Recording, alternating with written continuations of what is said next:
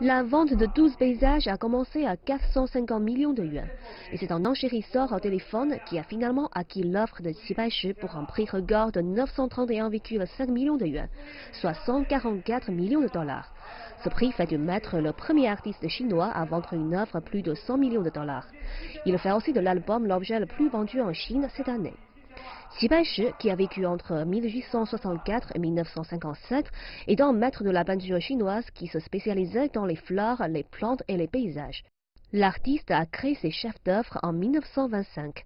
L'organisateur de la vente a dit que les peintures étaient vues comme les plus grandes réalisations du maître.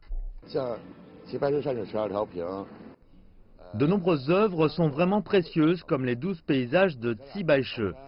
Les peintures ne sont pas seulement un chef-d'œuvre du maître, mais aussi l'un des objets les plus extraordinaires des enchères de cette année.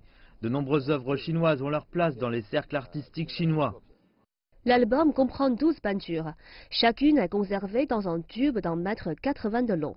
Une palette élégante est utilisée pour dépeindre des scènes naturelles vivantes.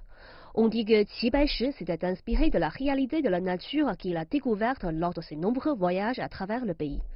Xi en avait fait cadeau à un ami. L'œuvre s'est ensuite transmise entre différents collectionneurs privés.